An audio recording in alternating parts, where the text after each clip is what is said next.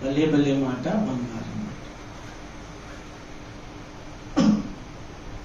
భలే భలే మాట బంగారు మాట, బైబిల్లో మాట, యేసు మాట. భలే భలే మాట బంగారు మాట, బైబిల్లో మాట, యేసు మాట. నా జీవితాన నీ జీవితాన మరువాని మాట, యేసు మాట.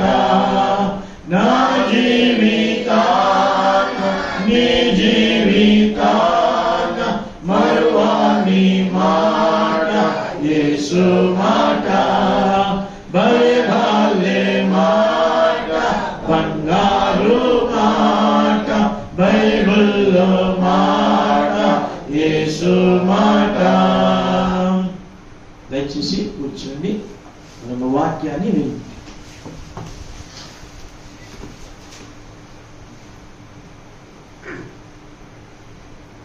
మనము ఇందాక ఆరాధన వరకే చదివిన వర్తమానంలోనే 52వ కీర్తన 8వ వచనం మనం ఒకసారి చదువుతాము.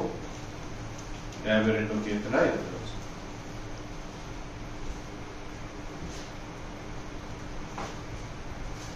నేనైతే దేవుని మందిరములో పచ్చని వలెవా చెట్టు వలె ఉన్నాను, నిత్యము దేవుని కృపయందు నమ్మిక ఇచ్చుచున్నాను.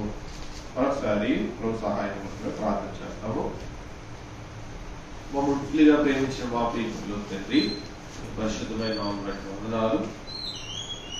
మరి నేను కూడా నీకు మందిరం పచ్చని వలెవా మొక్క చెట్టు వలె ఉండడం కొరకే, నాలో జీవం నింపడానికే ఆయన చచ్చిన వాడే ఉన్నప్పుడు ఈ యొక్క జీవం కలిగిన ప్రియకుమారి లోకానికి పంపించి ఆయన ప్రభా తన జీవాన్ని నాకు అనుగ్రహిస్తూ నన్ను బ్రతికిస్తూ వచ్చిన ఈ యొక్క మందిరం కూడా పచ్చని ఒలేవ చెట్టు వలె ఉండేటట్లు కృపను దయచేసినందుకు నేను ఆరాధిస్తూ చదువుకున్న వాక్యంలో నాతో మాతో మాట్లాడుతున్నాం. మరి ప్రభు యేసుక్రీస్తు వారి నామములో ప్రార్థిస్తున్నాం తండ్రి, ఆమేన్.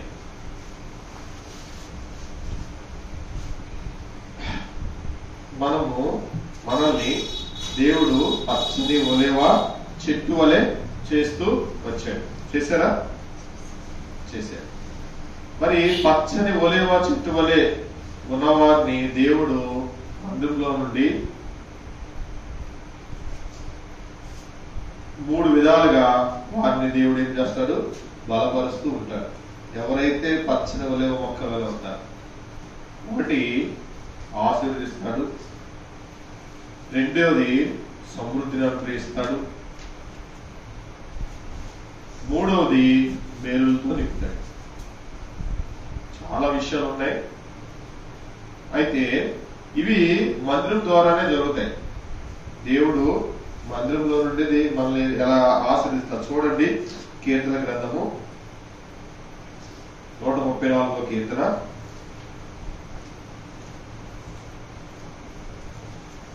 134వ కీర్తన 3వ వచనం.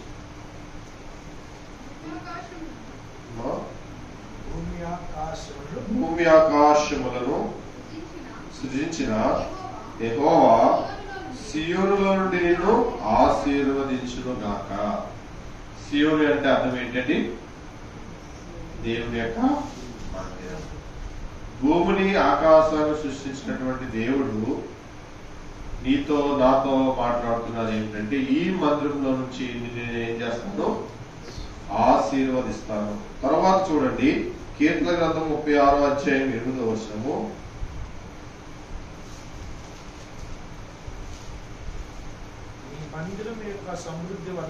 నీ మందిరం యొక్క సమృద్ధి వలన వారు సంతృప్తి నందుచున్నారు. నీ ఆనంద ప్రవాహములోనిది నీవు వారికి త్రాగించుచున్నావు.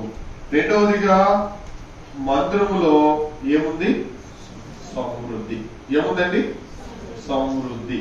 ఆ సమృద్ధి ద్వారా దేవుడు మనల్ని ఏం చేస్తున్నాడు? సంతృప్తి పరుస్తున్నాడు. ఇకపోతే మూడవదిగా మందిరంలో ఏమొచ్చబడింది అంటే, కీర్తన గ్రంథము 65వ కీర్తన 4వ వచనం.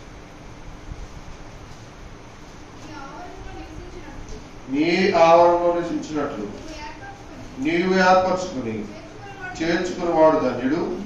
నీ పరిశుద్ధాలయం చేత నీ మందిరముల మేలు చేత మేము తృప్తి పొందేదము. మూడవదిగా మందిరంలో ఏముంచబడుతూ వచ్చింది? మేలులు ఉంచబడుతూ వచ్చింది. అయితే ఈ యొక్క ఆశీర్వాదము, రెండవది సమృద్ధి, మూడవది మేలు. ఈ మూడు పొందుకోవాలంటే నీవు బ్రతికుండాలి.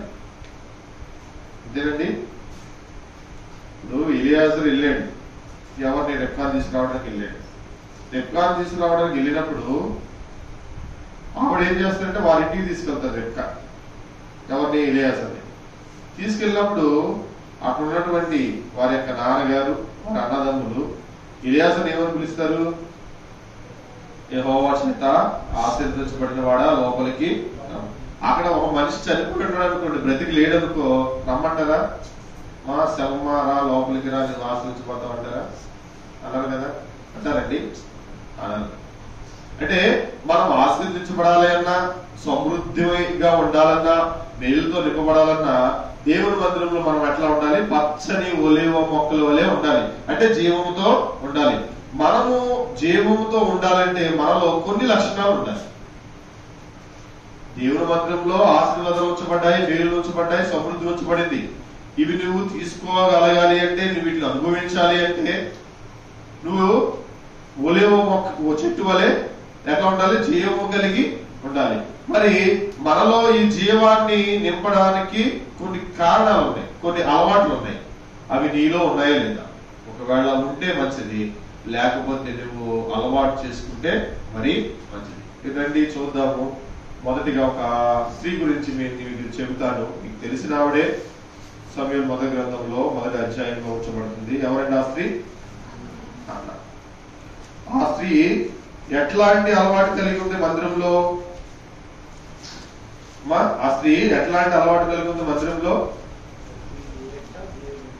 మొదటి అధ్యాయము 15వ వచనం చదవండి.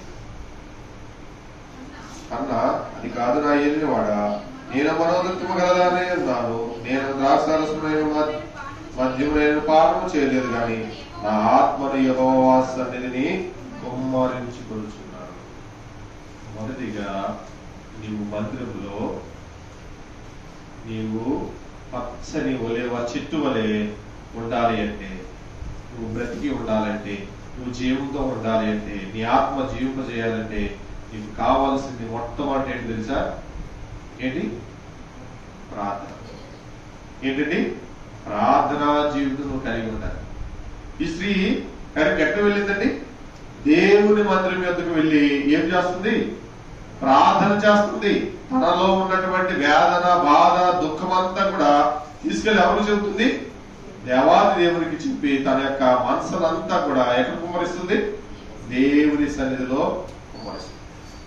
నువ్వు బ్రతికి ఉన్నావు అంటే ఉండడానికి నువ్వు చూపించుకోవాల్సిన ఒక అలవాటు ఏంటంటే, ఒక ప్రత్యక్షత ఏంటంటే, నువ్వు ప్రార్థనా పరుడుగా ఉండాలి. ఎక్కడ? చాలా మంది అండి ప్రార్థన చేస్తారు. ఎట్లాంటి ప్రార్థన తెలుసా? వారి కొరకే ప్రార్థన చేస్తారు. ఎప్పుడైనా మీరు మందిరంలో సేవకుడు చెప్పకుండానే మందిరంలో ఏ అవసరం ఉందో ఎప్పుడైనా ప్రార్థన చేశారా? అలా చేసిన వారు కొంతమంది నేను గమనిస్తూ ఉంటాను, చెప్పకుండానే బాత్రూమ్ కడిగేస్తూ ఉంటారు. వాళ్ళే చెప్పకుండానే వంటశాలకు వెళ్తూ ఉంటారు. అన్న టీ పెట్టాలా, లేకపోతే అన్నం ఉండాలి, కూర ఉండాలి, కూరగాయలు కట్ చేయాలా, వాళ్ళే వాళ్ళు అడుగుతారండి. కొంతమంది వస్తారు, సేవకు నిలబడినప్పుడు ఏమైనా ఒకరు తక్కువ అవుతుంటే చూస్తూ ఉంటారు. అరే, మన కుర్చీ ఇరిగిపోయింది, లేదా మన లైట్ బద్దలైపోయింది, ఫ్యాన్ పాడైపోయిందా, తిరగట్లేదా చూసి, ప్రభా అది బాగు చేయించడానికి సహాయం చేయి, అవసరమైన శక్తిని అనుగ్రహించి నేనే చేయాలి. ఇట్లాంటిది కూడా ప్రార్థనేనండి. మీరు అనుకుంటారు ప్రార్థన అంటే కేవలము ఏదో ఆరోగ్యం గురించి, సంపద గురించి, ఐశ్వర్యం గురించి చేస్తేనే ప్రార్థన ఏమనుకుంటారు. లేదు. ప్రార్థన అంటే లోటును బట్టి చేసేది. అర్థమైందండి? ఇప్పుడు అన్నకి ఏముంది, ఒక లోటు ఉంది. ఏం లోటు? పిల్లలు లేరు. అది తన పర్సనల్ ప్రాబ్లం. తన కొరకు ఏం చేసింది? తను మందిరానికి వచ్చి ప్రార్థన చేస్తుంది. యెహోవా సన్నిధిలో తన యొక్క వ్యాధులంతా కూడా కుమ్మరించేస్తుంది. కుమ్మరించడం అంటే తెలుసండి, బిందులో నీళ్లు ఉంటాయి కదా, నీళ్లను ఒక పక్కగా పోస్తే దాంట్లో నీళ్లు ఉంటే కొంచెం కొంచెం వస్తా ఉంటాయి. పూర్తిగా తిప్పేస్తే అడుగు ఏమవుతుందంటే పైకి వెళ్ళిపోతుంది. పైకి వెళ్ళినప్పుడు బిందులో నీళ్ళు అనేవి ఏమి ఉండవు. కుండలో నీళ్ళన్నీ కూడా మొత్తము కింద పడుతుంది. దాన్ని కుమ్మరించడం అంటారు. అంటే ఇక లోపలంటే ఏమి ఉండకూడదు. కొంతమంది చేసే ప్రార్థన ఎలా చేస్తారు తెలుసా? సగం ఇక్కడే ఉంటది, సగం ఏమో బయటకు వినపడాలి. ఇది వినపడే వాళ్ళు వినపడాలి, మళ్ళీ ఆ ప్రార్థన కూడా. కొన్ని ఏమో దేవుడికి వినపడాలి. ఇట్లాంటి ప్రార్థన చేస్తూ ఉంటారు. పవిత్రమైన చేతులెత్తి ఎవరు కూడా నిర్దోషమైన హృదయంతో ప్రార్థన చేయట్లేదండి. కనుక నీ గురించి పచ్చని ఒలేవా చెట్టు వలె ఉండాలి అన్నా, దేవుని ఆశీర్వాదము, దేవుని యొక్క మేలులు, దేవుని యొక్క సమృద్ధి నువ్వు పొందుకోవాలి అన్నా సరే, మొట్టమొదటిగా నీకు కావాల్సింది ఏంటో తెలుసా? మందిరంలో నువ్వు ప్రార్థించే వ్యక్తిగా ఉండాలి. చెప్పండి, ఎట్లా ఉండాలి? మనము ప్రార్థించే వ్యక్తిగా ఉండాలి. ప్రార్థన చేసి చాలా మంది చాలా పొందారండి. యాకోబు ప్రార్థన చేసి ఆశీర్వాదం పొందాడా? అవునా కదా? నీవు నన్ను ఆశీర్వదిస్తేనే, ఏంటంట, నీవు నన్ను ఆశీర్వదిస్తేనే తప్ప నేను ఎక్కడి నుండి వెళ్ళను, వెళ్ళడానికి వీల్లేదు. నువ్వు వెళ్ళొద్దు, నేను వెళ్ళను. నువ్వు నన్ను ఆశీర్వదించు, నువ్వు ఆశీర్వదిస్తే వెళ్ళిపో. ఇట్లాంటి ప్రార్థన కూడా ఉండాలి. కొంతమంది సమస్య వస్తుంది, కొంతమంది వ్యాధులు వస్తుంది. ఆ టైంలో ఏం చేయాలి? చాలా మంది సేవకులు ఫోన్ పడతా ఉంటారు. అన్నా ప్రార్థన చేశారా? జ్వరం తగ్గలేదు. అన్నా ప్రార్థన చేశారా? హాస్పిటల్ రాలేదు మీరు. అన్నా ఎక్కడున్నారన్నా? రెండన్నా మీరు వస్తే మా వాడు చనిపోవడం, మా వాడు బ్రతుకుతాడు. మరియా మార్తలు ఉన్నారు కదా, వాళ్ళు అదే అంటున్నారు. ఏమంటారు? నువ్వు ఇక్కడ ఉండటం అయితే మా యొక్క తమ్ముడు ఏమయ్యేవాడు కాదు. సేవకులు ఉంటే సరిపోద్ది అంటారా? ప్రార్థన అవసరం ఉందా? ఒకసారి ఎక్కడో ఉంటారు సేవకులు, అందుబాటులో ఉండరు. అవునా? ఫోన్ లో ప్రార్థన చేస్తే సరిపోద్ది కాక కొంతమంది అంటారు, అన్న హాస్పిటల్కి వచ్చి ప్రార్థన చేయలేదు మాకు వరకు, అందుకే మాకు ఏం అవ్వలేదు, ఈ రోగము తగ్గలేదు. ఆయన అంటున్నాడు, నయమాడు ఏమంటున్నాడు? ఆయన వచ్చి నాకు ఎక్కడైతే రోగం ఉందో అక్కడ చెయ్యేసి తన చెయ్యి ఆడిస్తాడేమో, అప్పుడు ఏమవుతుంది? నా కుష్టి వ్యాధి అంతా. అంటే ఇప్పుడు ఆయనకున్న కుష్టి అంతా కూడా ఈయనకి వచ్చేయాలా? అంటే ఆయనకున్న జబ్బు ఈయనకి వచ్చేయాలండి. నీకు జబ్బు తగ్గడం కావాలా? ఆయన వచ్చి టచ్ అని చెప్తే సరిపోతాడా? ఆయన ఎవరో అన్నారు, ఆయన టచ్ అక్కడంతే. టచ్లు వీటిలో ఏం పనికిరాలి. టచ్లు ఏం అవసరం లేదు, ప్రార్థన ఉంటే సరిపోదు. రాలేని పక్షం ఉంటారు, హాస్పిటల్కి ఎక్కడో ఉంటారు, ఫోన్ లో ప్రార్థన చేస్తే సరిపోద్ది. అంతేనా? అదే రాలేదండి, మీరు వచ్చి మా అబ్బాయి మీద చేస్తేనే ఈ రోగం పోతే అనే వాళ్ళు ఉంటారు. వాళ్ళు ప్రార్థన పరులు కాదు, నిద్రపోతులు, సోమరపోతులు అనొచ్చు వాళ్ళు. నిజంగా నువ్వు ప్రార్థన పరులు అయితే నువ్వేం చేయి అన్న భద్రతాలను ఇవ్వండి, నేను ఒక గంట సేపు ప్రార్థన చేస్తాను. ఈ సేవకులు అప్పుడప్పుడు హాస్పిటల్కి వెళ్తా ఉంటారు, మా గ్రూప్ లో పెడతారు. టైఫాయిడ్ జ్వరంతో బాధపడుతున్నారు సిస్టర్లు, నేను కూడా చాలా టైఫాయిడ్ ఫీవర్ గా ఉంది. వచ్చి పాపం ఒక గంట 2 గంటలు ప్రార్థన చేశారండి సేవకుల వరకు. అలాగే హాస్పిటల్లో ఉంటాం, మనం ఫోన్ పడుతూ ఉంటాం. అన్నా తగ్గిందా? వచ్చేస్తారా? అక్కడే ఉన్నారా? రమ్మంటారా? వద్దంటారా? మనం ఫోన్ కూడా చేయలేమో. వచ్చారా? వచ్చారా? ఫాస్ట్ అలా రేపు ఆదివారమేగా, రేపు వెళ్ళి ఆదివారమే కదా, రేపు పొద్దున వెళ్ళినప్పుడు చూద్దాం. అంటే బాగున్నావా? నేను వద్దాం అనుకుని మేము బండి తీసాము, వర్షం ఫుల్ అయిపోయిందన్న, మేము రాలేకపోయాము. బాగుందన్నా, ఫోన్ పేలో ఒక 500 పంపించాం. వచ్చాయా? 500 ఏం చేయాలంటే సెలైన్ కొనుక్కోవాలి, ఇంజక్షన్ కొనుక్కోవాలి, మందులు కొనుక్కోవాలి. అమ్మా మళ్ళీ గ్యాస్ ఛార్జీ నీటితో పెట్టుకుని రావాలి. మళ్ళీ పైకి కూడా వచ్చి ఆవిడ తెలుసా, నేను 500 ఇచ్చాను మొన్న ఆమెకి టైఫాయిడ్ జ్వరం వస్తే.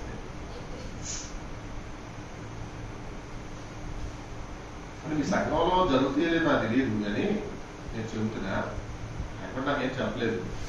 చెబుతున్నా ప్రియులరా, నిజంగా ప్రార్థనా పరురాలు అయితే, ప్రార్థనా పరుడు అయితే, మందిరంలో పచ్చని చెట్టు వలె ఉండాలనుకుంటే నీకెవరు చెప్పవసరం లే. అక్కరత ఎరిగి ప్రార్థన చేయి, అక్కరత గుర్తించి ప్రార్థన చేయి. ఇక ఆశీర్వాదం ఆటోమేటిక్ గా వచ్చేస్తాం. మా మందిరంలో ఆశీర్వాదం వచ్చి మా మందిరంలో సమృద్ధి వచ్చి పడింది, మా మందిరంలో మేలు వచ్చి పడ్డాయి కాదు. నువ్వు ప్రార్థిస్తున్నావా? నువ్వు ప్రార్థన పరురాలు ఉంటున్నావా? ఇంట్లో ఎంతసేపు ప్రార్థిస్తున్నావు? మందిరంలో ఎంతసేపు రాదు. కొంతమంది వస్తారు మందిరానికి, ఏముందే చూస్తారు, అన్ని నీట్గా చదువుతారు, ఊడుస్తారు, కుర్చీలేస్తారు. కొంతమంది వచ్చి చూడగానే ఏ పని లేకపోతే వచ్చి మూల కూర్చొని ప్రార్థన చేస్తారు. ఏం ప్రార్థన? తండ్రి నీ దాసుని అభిషేకించు, మంచి వర్తమానం నాతోనే మాట్లాడు. ఎవరితో మాట్లాడాలి? నాతో మాట్లాడు, నన్ను బలపరచు. చాలా దూరం నుండి సన్నిధికి వస్తారు, అవునా? మా ఛార్జీ పెట్టుకు వస్తున్నాను ప్రభు, ఉపవాసంతో వస్తున్నాను మందిరానికి. కొంతమంది పళ్ళ తీసుకున్నంత వరకు కూడా ఏమి తీసుకోరండి. ఉన్నారా మీ దగ్గర అలాంటి వాళ్ళు? వాళ్ళంటారు, ప్రభు నేనేమి ముట్టుకోలే, నాతో మాట్లాడితేనే నేను వెళ్తా. ఏంటంటే నీకు మాట్లాడితే నేను వెళ్తా. నా దాసుడికి, నా ఈ యొక్క సేవకుడికి నా విషయాలు ఏమీ తెలియదు, నువ్వు బయలుపరుచుతాను. ఆయన చెప్పాలి నాతో, నాకు మనోవేదన ఉంది, దుఃఖం ఉంది, ఆయనతో మాట్లాడు, ఆయన ద్వారా నాతో మాట్లాడు. ఏ ప్రార్థన చేస్తారండి? గ్రేటే, వచ్చినట్టు ప్రార్థన చేస్తే నమస్కారం. ప్రార్థన ఉందా? మన పై కనిపిస్తూ ఉంటాం పచ్చగానే, లోపల జీవం ఉందంటారా? రెండోదిగా ఆవిడ ఉన్నటువంటి గొప్ప లక్షణం ఏంటి తెలుసా? ఆరాధన చేస్తుంది. ఏం చేస్తుంది?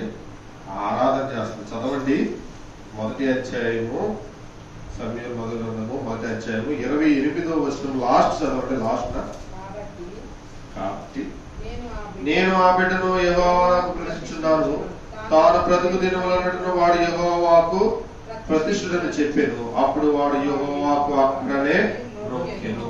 మ్రొక్కెను అంటే అర్థం ఏంటంటే ఇంగ్లీష్ లో వర్షిప్. ఎవరు నేర్పారు ఆ బాబుకి ఆరాధన చేయడం? ఎవరు నేర్పారు? తల్లి నేర్పింది. చూడండి 2వ అధ్యాయము మొదటి నుంచి ఎంత చక్కగా ఆరాధన చేస్తుందో దేవుడికి. నువ్వు బలమైన దేవుడు ప్రభు అంటుంది, నువ్వు పరిశుద్ధమైన దేవుడు అంటుంది, నీలాంటి వాడు ఎవరు లేనంటుంది, నువ్వే ఆశ్రయ దుర్గం అంటుంది. ఎంత చక్కగా ఆరాధన చేస్తుందో చూడండి. అన్న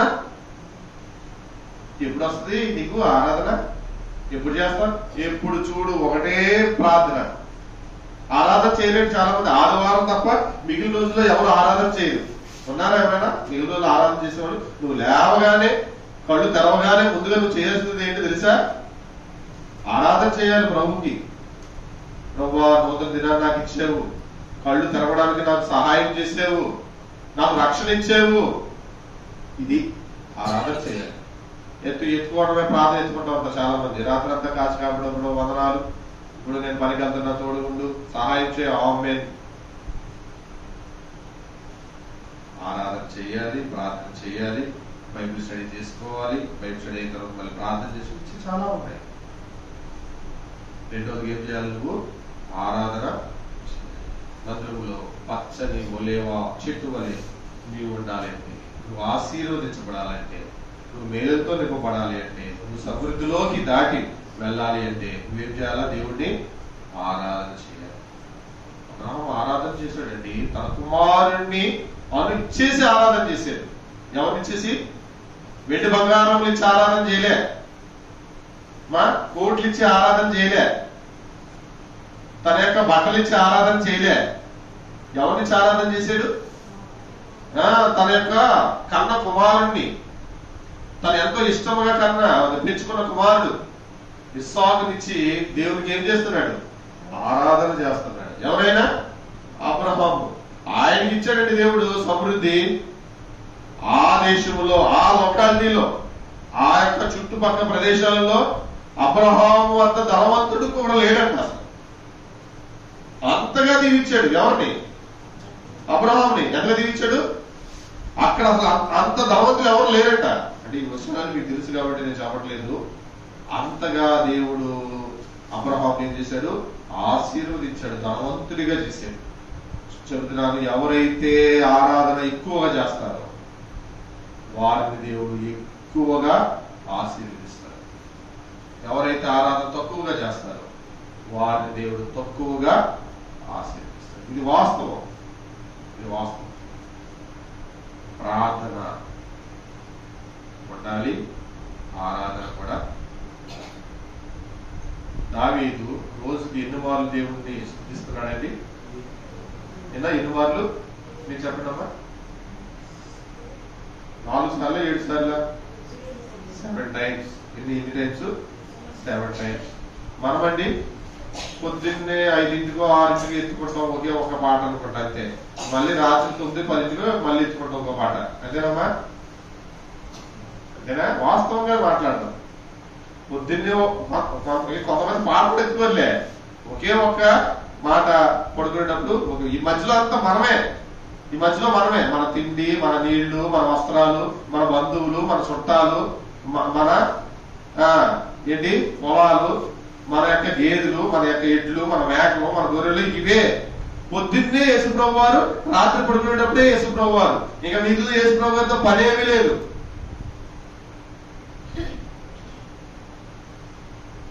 నిన్ను మెచ్చుతాడంటావా దేవుడు? పచ్చగా ఉండాలని కోరుకుంటారా? ఎవరికైనా హెల్ప్ చేశారనుకో, నా బాబాయ్ నువ్వు మంచిగా ఉండాలని ఆయన అంటారంటారండి. మరి దేవుడికి వాళ్ళు ఏమీ చేయకుండా మొద్దులాగా వచ్చి మందిరంలోనే ఉండి మొద్దులాగా వెళ్ళిపోయే వరకు నిన్ను దేవుడు ఆస్వాదించేస్తాడా? కనీసం దేవుడు నీ మీద ఇష్టం పుట్టాలిగా, పుట్టాలా వద్దండి? ఇప్పుడు నీ మీద దేవుడికి ఇష్టం పుట్టాలా? ఎస్తేరు మీద రాజుకి ఏమైంది? దయ పుట్టింది కనుకే ఎస్తేరుని రాజు ఏం చేశాడు? రాణిగా స్వీకరించాడా లేదా? ఆవిడ చూడగానే దయ పుట్టిందట రాజుకి. మరి నిన్ను చూడగానే దేవుడికి దయ పుడుతుందా? ఇష్టం వస్తుందా? నిన్ను చూడగానే ఇష్టపడతాడా? నిన్ను చూడగానే దేవుడు? మన ఇంట్లో కూడా ఇష్టపడుతున్నాం, ఇంకా దేవుడు ఏంటి? దేవుడు మీ ఇంట్లో కూడా ఇష్టపడతారా? నీ భార్య నిన్ను ఇష్టపడాలి, నీ కుమారుడు నిన్ను ఇష్టపడాలి, నీ కూతురు నిన్ను ఇష్టపడాలి. నువ్వు రాగానే మా నాన్న వచ్చాడు, మా అమ్మ వచ్చింది, మన వద్ద అమ్మ రాని వెళ్ళరు, నాన్న రాని వెళ్ళాలి, పట్టించుకోరు.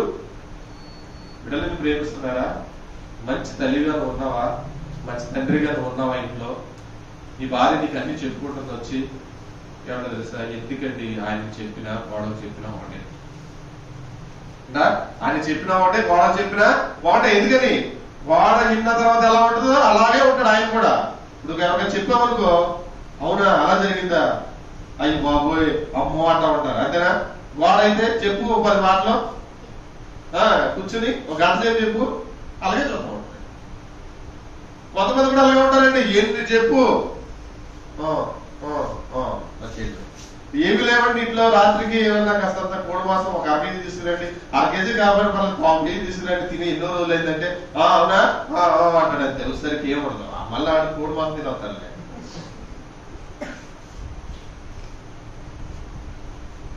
నేను ఎవరికి ఇష్టపడతారా? ఇంట్లో ఇష్టపడితే వాళ్ళకి ఏదైనా చేయాలనిపిస్తుంది, అవునా కదా?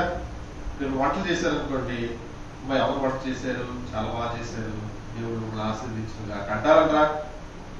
ఎవరమ్మా కారం ఉప్పు గట్టిగా వేశారు అని చెప్పేసి దీవిస్తారండి? ఎవరు దీవిస్తారు? ఎప్పుడు దీవిస్తారు చెప్పండి? ఇష్టం పుట్టినప్పుడే దీవిస్తారు. మరి నువ్వు ఆరాధన చేయకపోతే దేవుడికి ఇష్టడుగా ఎలా ఉంటావు? దావీదు అధికముగా ఆరాధన చేశాడు. ఎవరికి? దేవునికి. అందుకనే దేవుడు దావీదు గురించి సాక్ష్యం చెప్పాడు. ఏమో తెలుసా? నా ఇష్టానుసారుడైన మనుష్యుడు. నాకు ఇష్టమైన వాడు ఎవరైనా ఉన్నారా బైబిల్ అంటే అది దావీదే. నాకు ఇష్టమైన వాడు. దావీదు తప్పు చేయలేదా? చేశాడా లేదా? దేవుడు తప్పు గురించి మాట్లాడలే. నాకు ఇష్టమైన వాడు, నాకు నచ్చిన వాడు, నా హృదయానుసారుడు. ఎవరంటే దావీదు దేవుడికి హృదయానుసారుడు. నా హృదయాన్ని అంతగా ప్రభావితం చేశాడు. ఒక్క దేవుడి విషయంలో కాదండి, యోనాతాను దగ్గర కూడా. యోనాతాను హృదయం దావీదు హృదయం ఏమైంది ఏంటండి? కలిసిపోని అంట అసలు. అప్పుడు యోనాతాను చనిపోతే దావీదు, అరే నా ఫ్రెండ్ చనిపోయాడా, నాకు మేలు చేసింది, నా ఫ్రెండ్ చనిపోయాడా, నా ఫ్రెండ్ మీద ఏదో చేయాలి అని చెప్పి అక్కడ ఉన్నటువంటి వారిని పిలిపించి, యోనాతాను కుటుంబంలో ఎవరైనా బ్రతుకున్నారా, సౌలు కుటుంబంలో ఎవరైనా ఉన్నారా, ఉన్నారంటే వాడు కాళ్ళు లేడు, వాడు పెట్టండి, వాడిని తీసుకురండి, వాడిని నేను ఆశీర్దిస్తా, వాడిని మేలు చేస్తాను, నేను వాడి తండ్రిని బట్టి వాడిని మేలు చేస్తాను. ఎంత ఇష్టం చూపించాడండి యోనాతాను. చచ్చిపోయిన వాడిని కూడా జ్ఞాపకం చేసుకుంటాడు దావీదు. ఎవరైనా ఒక 5,000 ఇచ్చి ఈ రాత్రి చచ్చిపోయినట్టు కానీ ఇంటికి వెళ్తా తెల్లారి, ఏమా వెళ్తామా? చచ్చిపోయిన వెళ్దాం. 5,000 మనకి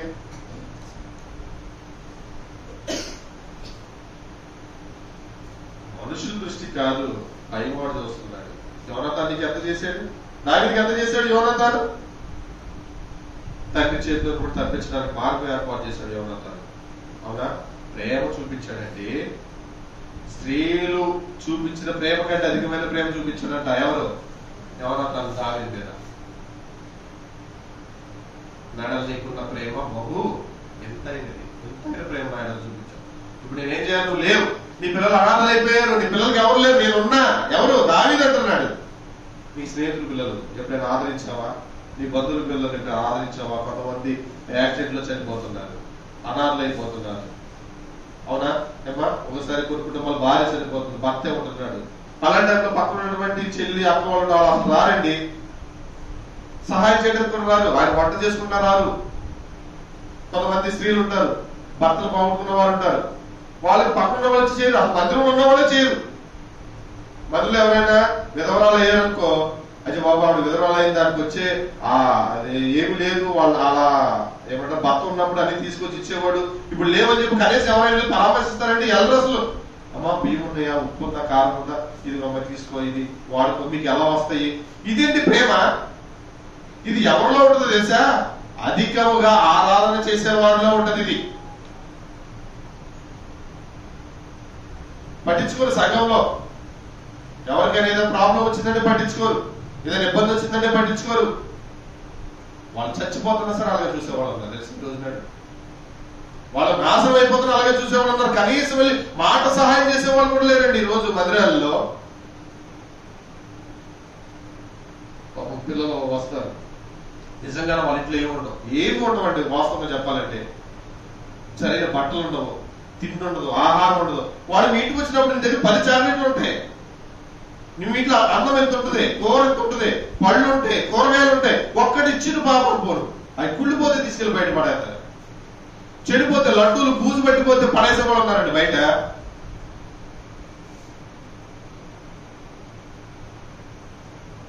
నువ్వు పాడతా ఎవరైనా చచ్చిపోతే పారాల్లో నా దేశంలో మళ్ళీ పాటలు ఉన్నాయి అక్కడంట. ఏంటి? ఆ సింహాసనం మీద నేను ఉండాలి, ఆ రత్నాలు వైడేయాలు కలిగినటువంటి ఆ ప్రదేశంలో నేను ఉండాలి, ఆ నగరాల్లో ఆ వీధులను గంతులు వేయాలని పాడుతూ ఉంటుంది. ఇక్కడ ఎవరైనా చచ్చిపోతే వెళ్ళిపోతామండి పరలోకానికి.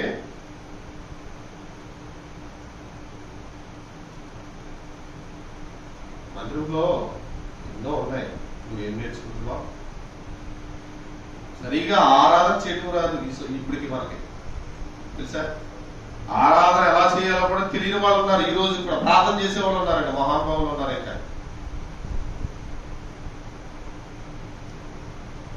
ఆరాధిస్తున్నావా? మూడోదిగా మొక్కుబడి చెల్లించడము, కృతజ్ఞతాస్తుతులు చెల్లించడం. ఏం చెప్తుంది ఆవిడెళ్ళి? ఇగో ప్రభువా నా ఏలిన వాడా, 26 చదవండి, 1:26. నా ఏలిన వాడా, నా ఏలిన వారి ప్రాణంతోడు నీ అంత నిలిచి యెహోవాను ప్రార్థన చేసిన స్త్రీని నేనే, ఈ బిడ్డను దయచేయమని యెహోవాతో నేను చేసిన వరములను ఆయన నాకు అనుగ్రహించెను. అంటే నేను చేసిన ప్రార్థనకి ఏమొచ్చింది? జవాబు వచ్చింది. ప్రభువా నువ్వు మర్చిపోయి ఉన్నావేమో అన్నానే ఆవిడ నేను, నువ్వు నాకు కుమారుని ఇచ్చావు, అప్పుడు నీ ప్రార్థన చేశా, నువ్వు మర్చిపోయావేమో గుర్తు చేసుకో, ఆవిడ నేనే, ఇదిగో కుమారుని వదిలేస్తున్నా, తీసుకో. మనం చేద్దాం ప్రార్థన. ఏమండి? ఉద్యోగం వస్తే ఫస్ట్ శాలరీ మందిరానికి. ఏమా? ఈ కంటి లోపల తగ్గిపోతే మందిరంలో పేద స్థుతి గుడిక ఇంత కానుక. ఇంకేదైనా జరిగితే మా అమ్మాయి పిల్లలు లేరు, 5 సంవత్సరాలు అయింది, 10 సంవత్సరాలు అయింది, పిల్లలు పుట్టితే నేను మందిరంలో పలానా చేస్తా, టేబుల్ చేస్తాను, అది చేస్తా. చాలా ముక్కుబడి ముక్తారండి. జరుగుతాయి, అన్ని జరుగుతాయి. ఒక్కరు కూడా గుర్తు చేయరు దేవుడికి. ప్రభా పలానా రోజు నేను ప్రార్థన చేశాను, నా ప్రార్థనకి ఇచ్చావు, ప్రార్థనకి ఇచ్చి 10 సంవత్సరాల నుండి పిల్లలు లేకపోతే నాకు కుమారుడు ఇచ్చావు తండ్రి, ఈ కుమారుడు ఇచ్చినందుకు నీకు పలానా వస్తువు నేను చేస్తానన్నాను, పలానా నీకు ఇస్తానని నేను మొక్కుకున్నాను ప్రభా, ఇదిగో తీసుకో అని నిలబడి ఎవరైనా సాక్షి చెప్తారా? చచ్చిపోయినా చెప్పరు, చచ్చిపోయినా చెప్పండి. అసలు కృతజ్ఞత ఉందంటారా? ఏమా ఉందా? ఏమన్నా ఇంత ఉందట కృతజ్ఞత? పైగా నేను పచ్చని వలే చెట్టు వలే మందిరంలో ఉండాలి ప్రభు, ఈ రాత్రి అంతా నన్నే దీవించు, పక్కన కూడా దీవించడానికి వీల్లేదు, నీ హస్తం నా మీదగా రాని. ఎంత గొప్ప ప్రార్థన పొందుకో మనం. ఏముండాలి చెప్పండి? పచ్చని ఒలేవ చెట్టు వల్ల నువ్వు ఉండాలంటే నీలో ఏమి ఉండాలి? 3 చెప్పా, చెప్పండి. ఒకటి ప్రార్థించాలి, రెండోది ఆరాధన చేయాలి, మూడోది కృతజ్ఞతాస్తుతులు చెల్లించాలి. బాగుంది. నాలుగవదిగా సమూయేలులో చూద్దాం మనం. సమూయేలు మందిరంలో పడుతుంటే యెహోవా ఎవరితో మాట్లాడుతున్నాడు? సమూయేలు పిలుస్తున్నాడు. 3వ అధ్యాయం 4వ వచనం చదవండి. యెహోవా సమూయేలును పిలిచెను. నేను ఎప్పుడైనా దేవుడు పిలిచాడమ్మా? ఏంటి కుర్చీలో కూర్చున్నవాళ్ళు మీరు ఎప్పుడైనా దేవుడు పిలిచినట్టు మీకు అనిపించిందా? స్వరం పక్క వాళ్ళు తెచ్చుకుంటుంటే చాలు మనల్ని, ఆయన స్వరం ఏమో కానీ తర్వాత సంగతి. ఎప్పుడు దేవుడు నీతో మాట్లాడతాడు?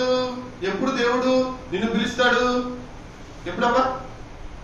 కళ్ళు తెరిచి బైబిల్ తెరిచి అమ్మా మనం చదువుతా ఉంటే 4ంటికి 5ంటికి చదువుతా ఉంటే అప్పుడు దేవుడు ఏం చేస్తాడు? మనతో మాట్లాడతాడు. నువ్వు బైబిల్ స్టడీయే చేయబోయే, బైబిల్ తీయబోయే, ఇప్పుడు తీసుకెళ్తాం ఆ బీరు వాళ్ళు పెట్టడం, మళ్ళీ ఆదివారము మళ్ళీ బైబిల్ స్టడీ తీసుకొని మళ్ళీ చెప్పడము, మళ్ళీ తీసుకెళ్తాం అక్కడ పెట్టడం. ఇంకెప్పుడు మాట్లాడతాడు దేవుడు నీతో? దేవుడు స్వరాన్ని వింటున్నావా రోజు? అమ్మ వింటున్నారా? కొంతమంది ఏం తెలుసా? తిట్టారు. 3వ అధ్యాయమా 21 వచనాలు ఉన్నాయి, కష్టమే. 5 వచనాలు కట్టడం చదవడం, మూసేయడం, పడుకోవడం అంతే. మళ్ళీ రేపొద్దుందా ఇవి ఎక్కడ చదివితో గుర్తుండదు, మళ్ళీ అదే మళ్ళీ 3 ఈసారి 10 వచనాలు చదువుతుంది, మళ్ళీ గుర్తుండదుగా, మళ్ళీ 5 వచనాలు ఇక అక్కడే ఉంటది. 119 కీర్తనలు ఎన్ని వచనాలు ఉన్నాయండి? ఒకవేళ అదే ఈ రాత్రి యొక్క బైబిల్ స్టడీ అనుకో, ఏం చేస్తాం? మొక్కలు చేసి అవసరం కూడా ఎత్తానంతే. 1 గంట కూర్చుంటే అవదండి? అవుతుందా? అవదా? నువ్వు బైబిల్ చదవకుండా నాతో మాట్లాడు ప్రభువా, నన్ను ఎందుకు విడిచిపెట్టావు తండ్రి, నా ఎందుకు రావా ప్రభువా, ఇలాంటి వాళ్ళు ప్రార్థన చేద్దాం ఉంటారు. చేయకండి. ప్రభు చెవులు మూసుకుంటాడు. ఇక వినడం మన ప్రార్థనలో వింటాడనుకున్నారా? వినడాయన చెవులు గట్టిగా మూసుకుంటాడు. ఇక ఏళ్ళకోవడం ప్రార్థన చేస్తా ఉంటారు, వెనకాలం అనుకుంటా. ఇప్పుడే 4 మాటలు సిల్లీ కట్టదా వెళ్ళిపోయి బైబిల్ చదివేస్తా ఉంటారు. చాలా మంది నేను చూశాను. ఇప్పుడు 2 జోకులు వేయటం, టీవీ చూడటం, ఏదో నాటిగా ఏదో చూస్తావా, సాయంత్రం తుందాం కానీ వీళ్ళు బైబిల్ తీసి చదివేయటం. ఏం మాట్లాడుతుంది దాంట్లో చెప్పు? దేవుడు దగ్గరికి వెళ్ళాలంటే ఎట్లా వెళ్ళాలి? ఎంత వినయంతో వెళ్ళాలి? ఎంత భయభక్తులతో వెళ్ళాలి? బైబిల్ స్టడీ చదువుతాం అంటే. 4వదిగా దేవుడు నీతో మాట్లాడుతున్నాడా? ప్రతిరోజు. 5వదిగా సమయంలో ఉన్న క్వాలిటీ. సౌలును అభిషేకించమంటే అభిషేకించాడు, సౌలును విసర్జించమంటే విసర్జించాడు, దావీదును అభిషేకించమంటే అభిషేకించాడు. చెప్పిన మాట చెప్పినట్టు చేశాడు. దాన్ని ఏమంటారు తెలుసా? వాక్యానుసారముగా నడవటము. నడుస్తున్నావా వాక్యానుసారంగా? నిమ్మకాయలు మన ఇంటికి ఉండకూడదు, తీసేయి. ఎదర ముగ్గులు వేయకూడదు, తీసేయి.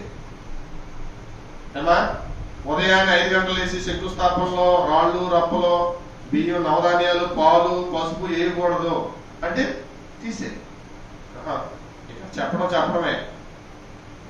ఫోన్ చేస్తారు, 4 గంటల అనుమానం అవుతుందని. అన్నయ్య గారు 11 గంటలకు వస్తారా? ఏమంటే ఏం లేదు, శంకుస్థాపన చేద్దాం. 11 ఏంటంటే ఆయన చెప్పాడు 11 1 నిమిషాలకే. కొంతమంది తెలివి వాళ్ళు ఉంటారు, ఎందుకు సార్ 11:30 అంటారు, 7 ముందే 10:30 గంట. అన్నయ్య గారు పర్లేదు, మీరు వచ్చినప్పుడే, మీరు ఎప్పుడైతే అప్పుడే టైం, మంచి టైమే. వస్తారు, కూర్చోబెడతారు, మీరు నీళ్ళు ఇస్తారు, కాఫీ ఇస్తారు, టిఫిన్ ఇస్తారు. కరెక్ట్ గా 11:30 అవుతుంది.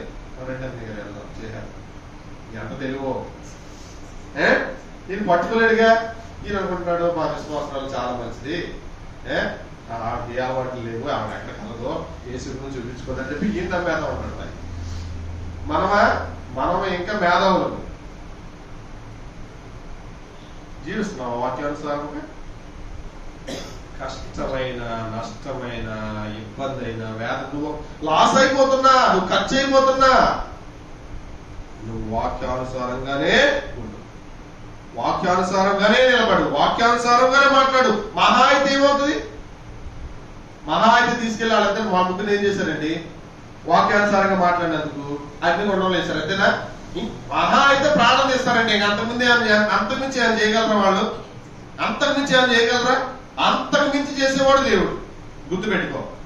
అంతకు మించి చేసేవాడు దేవుడు. నీ ప్రాణాలు తీటి తప్ప వాళ్ళు ఏమి చేయలేరు. మహా అయితే అంతే.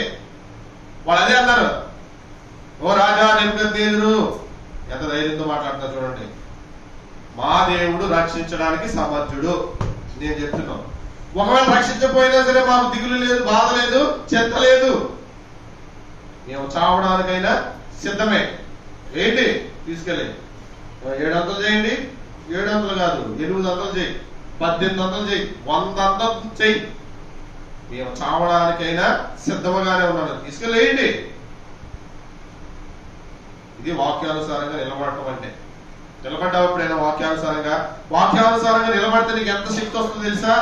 ఎంత బలం వస్తుందో తెలుసా?